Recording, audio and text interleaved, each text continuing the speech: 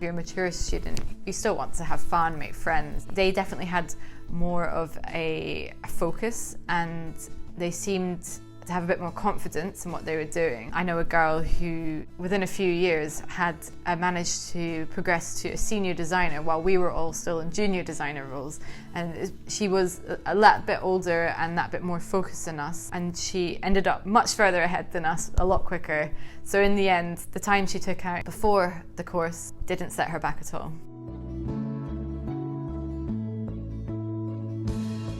I would probably say, don't take yourself so seriously. I was very, very focused on my artwork, which obviously worked out okay, but I think I was too preoccupied with what was going to happen afterwards, had to be the best so that I could get a job and all this. And I was so young, and I didn't take a gap year or any time out before. I went straight from high school, and I wish I just had a bit of perspective and realised how young I was and that it wasn't a race. If you start a job and you realise it's not for you, that's not your career over. You've got so much time, you can restart complete from the bottom. In fact, it's easier if you make that decision earlier on in your career that you've made the wrong decision.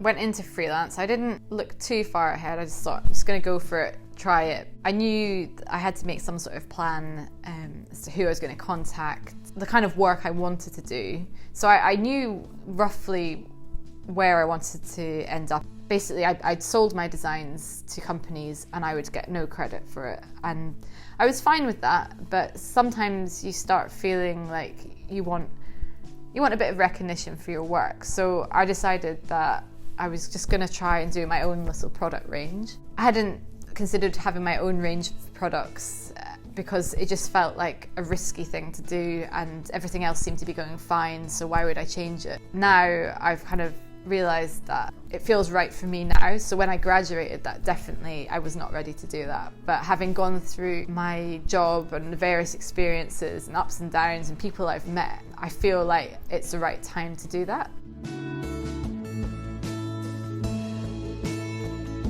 For me, it was really valuable to have had the experience I did to build up the confidence of working with other people, to showing ranges to buyers. You need to build that confidence because it's quite a scary thought of showing your work to people and them potentially turning you down or not buying your product for their shop or no one buying your work at an exhibition. You have to have a certain amount of confidence to put your work out there, but you need to be confident with it and you need to be confident in promoting it.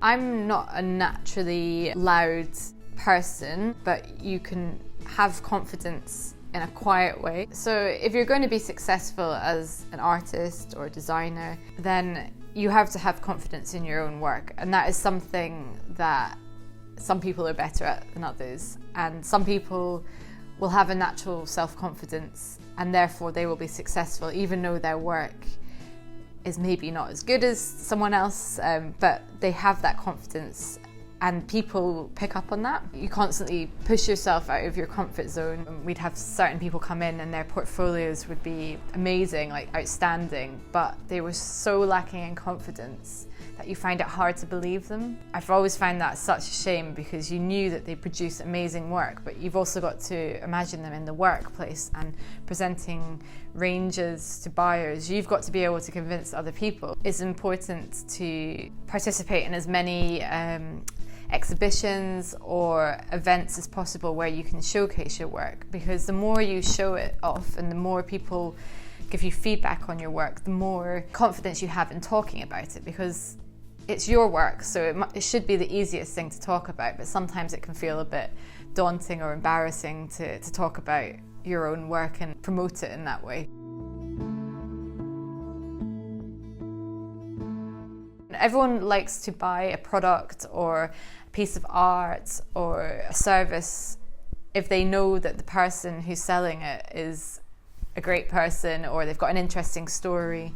So it's not just about your art, it's about who you are and find ways to put that across to people. And there's so many ways now that you can do that, and that makes it easier for people to get some sort of insight into your life. Sometimes people would come in overly confident and almost arrogant, and for me that's like a no-go. You have to watch you don't go over that line. And so we'd sometimes have people who'd come in, they had lovely portfolio, seemed to be nice people, but then we asked them questions about the market. What had they seen on the high street? What did they think were trends? And it was surprising the amount of people that hadn't even been into a shop. They hadn't researched the area we designed for, and at that point you just begin to question whether they were interested in the job at all. When I graduated, I wanted to continue with my creative work, and I think I wanted some sort of like recognition for that. I wanted to be respected for my art. I think I had this real emphasis on wanting to work for a high-end designer, and that's right for some people, but now with hindsight I realise that kind of lifestyle is very full on, probably not right for me. I can gain that kind of recognition in my own right in a smaller way.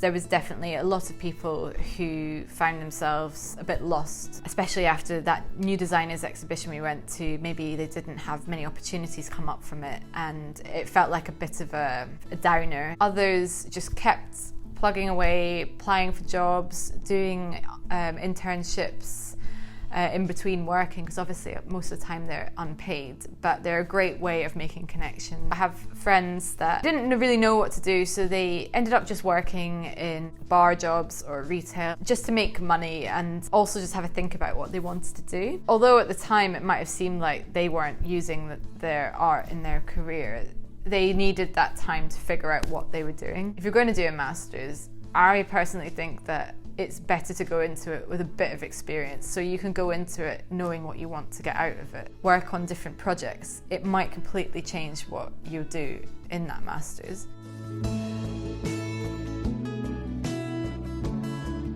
You're all here for a reason. You're all talented enough to get onto the course. Whatever you decide to do, you will be successful at it if you decide to commit to that goal and you keep going. And even if you have a moment where you feel like it's not working and it's not going how you planned, as long as you keep moving towards that goal, no matter how long it takes, it will happen.